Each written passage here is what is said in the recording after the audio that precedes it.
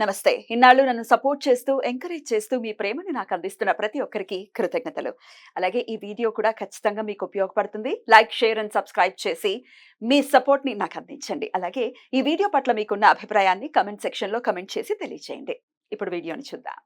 నమస్తే. Welcome to our channel. నేను పద్మిని. ప్రస్తుతం మనతో పాటు ప్రముఖ ఆధ్యాత్మికవేత్త, ప్రముఖ ఆస్ట్రాలజర్, న్యూమరాలజిస్ట్, జెమాలజిస్ట్ తనిష్క గారు మనతో పాటు ఉన్నారు. మాట్లాడదాం. మేడం నమస్తే.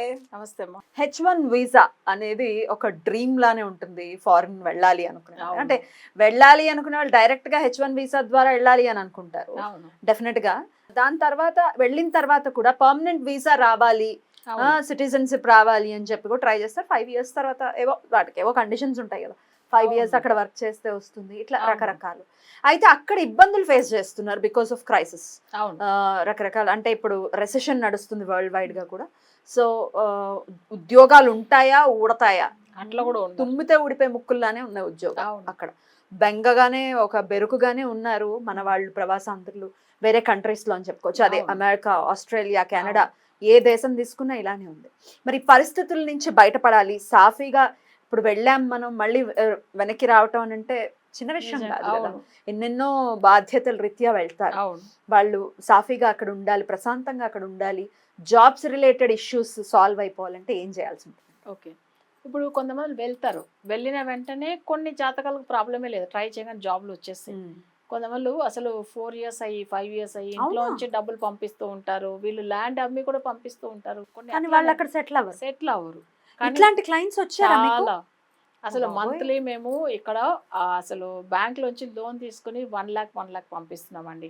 యాక్చువల్లీ వెళ్ళింది ఆయన జాబ్ గురించి. ఆయన డబ్బులు పంపిస్తే మన పంపిస్తే Reverse. మళ్ళీ మన ఇక్కడ నుంచి కానీ వాళ్ళు property వెనక్కి రావడానికి మాత్రం ప్రయత్నం చేయరు ఇంకా. అంటే వాళ్ళు ట్రై చేస్తే జాబ్ Hmm. ఎట్లనే వెళ్ళిపోయాము. ఆల్రెడీ ఎక్కువ ఖర్చులు చేసుకుని వెళ్తారు. అప్పు మళ్ళీ తీసుకుని ఇప్పుడు వెళ్తారు. వచ్చేయడం మళ్ళీ ఏంటి? ఎందుకని బట్ ఉన్నా పర్వాలేదని అక్కడ ఏదో ఒకటి అబ్బా. చూసుకొని మళ్ళీ ఇంకా అది ఖర్చులు. మళ్ళీ ఇక్కడ నుంచి వీళ్ళు తల్లిదండ్రులు పంపిస్తూ ఉంటారు. ఇలా Hmm. చాలా మంది చూస్తున్నా నేను. Hmm. అంటే వీళ్ళ జాతకాల్లో ఏమైతుందంటే ఒక ఆశ అబ్రాడ్ వెళ్ళిపోతే మంచిగా Settle అయిపోతాం. కానీ అన్ని జాతకాలు కలిసి వస్తుందంటే లేదు, అందరికి అలాగా రాదు. సూట్ అవ్వదు. అంటే 9వ స్థానము వాళ్ళు అబ్రాడ్ గురించి ఉండేది. ఇప్పుడు మన సొంత ఓన్ కంట్రీలోంచి బయట వెళ్ళాలంటే జాతక రీతిగా 9వ స్థానం వాళ్ళకి స్ట్రాంగ్ ఉంటే వాళ్ళు వెళ్ళగానే జాబ్ వచ్చేస్తుంది. అసలు వాళ్ళు దాని గురించి ఏం లేదు. ఒక్క స్టెప్ ముందుకేసారంటే ఓకే పర్వాలేదు, వాళ్ళకి అనుకున్న దానికంటే మంచి జాబ్ వస్తుంది. వాళ్ళ జాతక రీతిగా వాళ్ళ స్టడీ కూడా అంత క్వాలిఫికేషన్ కూడా ఉండవు, కానీ జాబ్లో సెటిల్ అయిపోతారు. సో అది కొన్ని జాతకాలకే అట్లా కలిసి వస్తుంది. సరే ఎట్లా అని అంటే 9th house వచ్చి వాళ్ళకి లాభస్థానంలో ఉంటానో, లేకపోతే వాళ్ళ జాతక రీతిగా వాళ్ళకి 9th లార్డ్ స్ట్రాంగ్ పొజిషన్లో ఉంటానో, లేకపోతే జాతకంలో ఏంటంటే 9th లార్డ్ వచ్చి కేంద్రంలో ఉండి ఆ దశ నడుస్తున్నప్పుడు వాళ్ళకి మంచి జరుగుతాయి. సరే ఇప్పుడు కొన్ని క్లయింట్స్ చూడండి, అసలు లాస్ట్ 7 yearsగా ట్రై చేస్తున్నామండి, జాబ్ రాలేదు. 8 yearsగా బట్ ఎందుకంటే 9th house నెగిటివ్ గ్రహం, మాంది గ్రహం ఉంటుంది అనుకోండి, వాళ్ళు వెళ్ళినప్పట్లోంచి సమస్యలే. అసలు వాళ్ళు ఎంత ట్రై చేసినా జాబ్ రాదు. ప్లస్ వెళ్ళినప్పట్లోంచి ఏదో ఒక హెల్త్ ఇష్యూ, తర్వాత అక్కడ వెళ్ళినప్పట్లోంచి అసలు సమస్యలు, ఏ సమస్యలు అర్థం కాదు. వీళ్ళు అసలు కొన్ని చిన్న చిన్న విషయాలు కూడా, కొన్ని యాక్సిడెంట్ కూడా అయ్యి అట్లాంటిది కూడా ఫేస్ చేస్తూ ఉంటారు. అక్కడ వెళ్ళిన తర్వాత సమస్యలు ఇంకా ఎక్కువ అయిపోతుంది అనమాట. సో ఇలా కూడా అబ్రాడ్ విషయం వాళ్ళు వెళ్తే వీసా గురించి కానీ, తర్వాత వాళ్ళ జాబ్ విషయం గురించి కానీ, లేకపోతే వాళ్ళు ఎన్ని విషయాలు వాళ్ళు ప్లాన్ చేసుకున్నా అబ్రాడ్ లో వెళ్ళి సెటిల్ అవ్వాలని అనుకునే వాళ్ళకి అక్కడ సెటిల్ అవ్వకుండా బాధపడే వాళ్ళు చూస్తుంటాం. సరే ఇప్పుడు అబ్రాడ్ అంటే చాలా మందికి ఒక కలగానే ఉండిపోతుంది. కొన్ని జాతకాలు ఇక్కడ నుంచి వెళ్ళడమే కష్టం. ఎగ్జాక్ట్లీ, నేను అదే అడగబోతున్నా. అసలు వెళ్ళలేకపోతున్నామండి, వీసా రిజెక్ట్ అవుతుంది, లేదంటే అసలు ఆ ట్రయల్సే వర్కౌట్ అవ్వట్లేదు అని అంటారు. ఓకే, వాళ్ళకి కూడా సమస్య. వాళ్ళకి కూడా ఏంటంటే అసలు ఒకవేళ వాళ్ళ జనరల్ గా ఏంటంటే జల రాశి అంటారు, జల గ్రహాలు, దానికి సంబంధించిన దశ జరుగుతున్నప్పుడు చాలా ఈజీగా వెళ్ళిపోతారు. అది వచ్చి రాగు దశనో, చంద్ర దశనో, శని దశనో, గురు దశనో వచ్చినప్పుడు అంటే వెళ్తారు. ఎందుకంటే అది వచ్చి జలం దాటి వెళ్ళేది, అంటే మనం ఇక్కడ సముద్రం దాటి వెళ్ళేదని అట్లా ఉంటది. సో ఇవన్నీ ఏమైతుందంటే వాళ్ళు చాలా ఈజీగా వెళ్ళిపోతారు. బట్ రాగు దశ రాగానే వెళ్తారు. కొంతమందికి ఏంటంటే శని దశ వచ్చినప్పుడే తప్పకుండా వెళ్తారు. మళ్ళీ కొన్ని బుధ దశలో కానీ, సూర్య దశలో కానీ ఎంత ట్రై చేసినా వెళ్ళలేకుండా పోతారు, ఇక్కడే ఉంటారు. వాళ్ళకి అట్లా కొన్ని జాతకాలకు అలా ఉంటుంది. అదే వచ్చి వాళ్ళకి వచ్చి ఈ రాహు, తర్వాత శని, నెక్స్ట్ గురు, ఇదంతా చాలా ఈజీగా చంద్రదశ ఇదంతా వెళ్తారు. సో కానీ కొన్ని జాతకాల్లో ఒక 20% వాళ్ళు ట్రై చేసినా కూడా వెళ్ళలేకుండా పోతారు. అది కూడా ఉంటుంది, ఎందుకంటే వాళ్ళ గ్రహాలు ఉన్న స్థానాన్ని పెట్టి వాళ్ళకి నెగిటివ్ కూడా జరగవచ్చు. రైట్. ఎట్లాంటి రెమెడీస్ ఇస్తారండి ఇట్లాంటి ఇప్పుడు వాళ్ళ జాతకం ఫుల్ అనలైజ్ చేయాలి. తర్వాత వాళ్ళకి జాతక రీతిగా వాళ్ళకి ఉద్యోగ స్థానము, తర్వాత అబ్రాడ్ సంబంధించిన స్థానము, ఇదంతా జాతక రీతిగా ఎలా ఉంది చూసుకుని దానికి తగినది. ఇప్పుడు 9th house లో మాంది ఉంటానో, లేదా 9th లార్డ్ వగ్రమై ఉంటానో, లేకపోతే 9th లార్డ్ వచ్చి శత్రువు అయి ఉండి ఆ దశ రీతిగా శత్రువు అవుతానో, అప్పుడు తప్పకుండా దానికి రెమెడీ చేపిస్తేనే వాళ్ళు అక్కడ వెళ్ళి సెటిల్ అవ్వగలుగుతారు. సో వెళ్ళడానికి కూడా ప్లాన్ చేసుకునే వాళ్ళు కూడా, వెళ్ళలేకుండా బాధపడే వాళ్ళు కూడా ఈ రెమెడీ ఉంటుంది. సో ఇలా ఉన్నప్పుడు ఏంటంటే వాళ్ళకి 100% రిజల్ట్ అయితే ఉంటుంది. మనం రీసెంట్ గానే ఒక క్లయింట్ తో మనం రివ్యూ తీసుకున్నాము. ఆవిడ వేరే కంట్రీలో ఉంటూ చాలా నరక యాతన అనుభవించారు. అవును. ఎన్ని 11 ఏళ్ళు. మీరు ఒకసారి ఆ వీడియో ఒకసారి చూడండి. 11 ఏళ్ళు ఇబ్బంది పడుతూ, అక్కడే ఉంటూ ఇబ్బంది పడుతూ, ఒక్కసారి మీరు జాబ్ లేకుండా, పెళ్ళి అవ్వకుండా, పిల్లలు పెళ్ళైన తర్వాత మళ్ళీ పిల్లలు లేట్ గా పుట్టి, ఆ పిల్లలు మళ్ళీ హెల్త్ ఇష్యూ, మాట్లాడలేకుండా ఆటిజం ప్రాబ్లమ్ తో ఉండి, ఇన్ని సమస్యలతో సతమతం అవుతూ, జాబ్ ఉంటుందో ఊడుతుందో అన్న ఈ అన్సర్టినిటీతో ఉంటూ, మీ రెమెడీ చేసుకున్న తర్వాత నేను ఎంత హ్యాపీగా ఉన్నానని ఎంత ప్రశాంతంగా చెప్పారు ఆవిడ. చాలా సంతోషం. సో అట్లాంటి రెమెడీస్ ఇస్తారు. అవును. అయితే అది జాతకాన్ని అనుసరించే ఇస్తారు. అవును. ఇట్లా ఇప్పుడు ఏమైనా చెప్పండి అని అంటే రెమెడీస్ చేసుకోవడానికి ఏముండదు. ఇప్పుడు వాళ్ళు కూడా చాలా మంది దగ్గర తిరిగారు, జాతకాలు చూశారు, కానీ రిజల్ట్ లేదు. మన దగ్గరనే వచ్చింది ఎందుకు చెప్పారు అంటే, వాళ్ళ జాతక రీతిగా నడుస్తున్న దశ శని దశదా. బట్ అయితే అది నెగిటివ్ అయి ఉంది, మాంది గ్రహం అయింది. ఆ దశ జరుగుతున్న 2007 సఫర్ అవుతున్నారు వాళ్ళు. దాని తర్వాత వాళ్ళకి అప్పుడు పెళ్లి కాలేదు, తర్వాత సమస్యలు ఎక్కువ ఎదుర్కొన్నారు. మరీ లాస్ట్ 11 yearsకి అసలు జాబ్ లేదు, ఏం లేదు.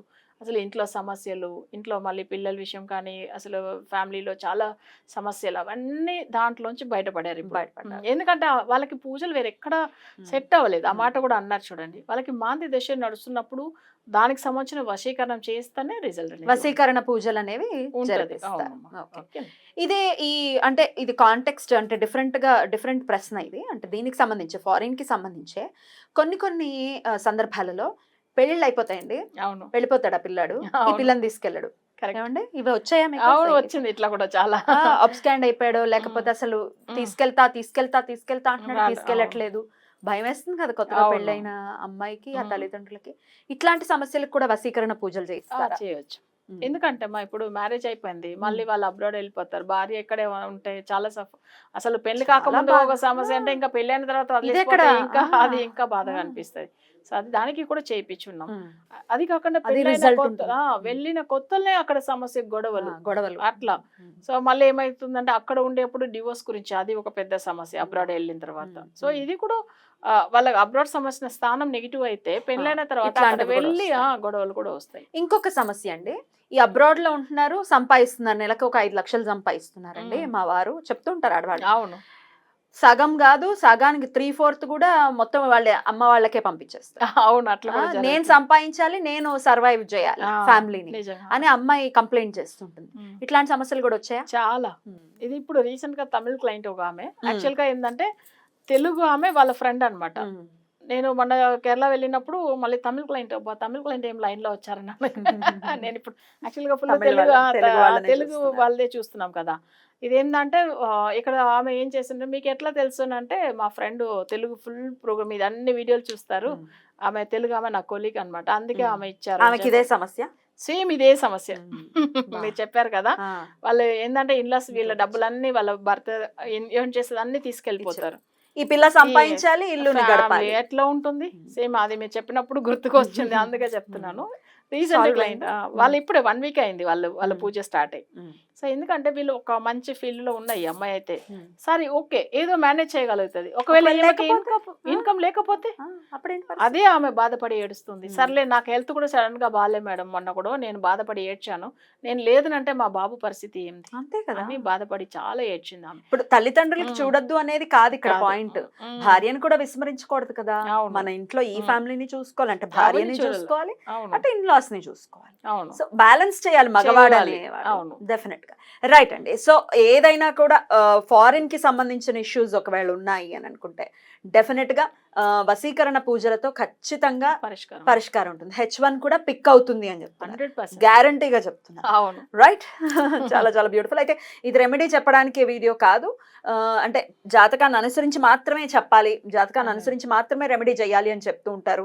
దానికే స్టిక్ ఆన్ అయి ఉంటారు ఎప్పుడు తనిష్క గారు. కాబట్టి ఒకసారి అపాయింట్మెంట్ తీసుకోండి, ఒకవేళ ఫారిన్ కి సంబంధించినటువంటి ఇబ్బందులు కనుక మీరు ఫేస్ చేస్తున్నట్టయితే.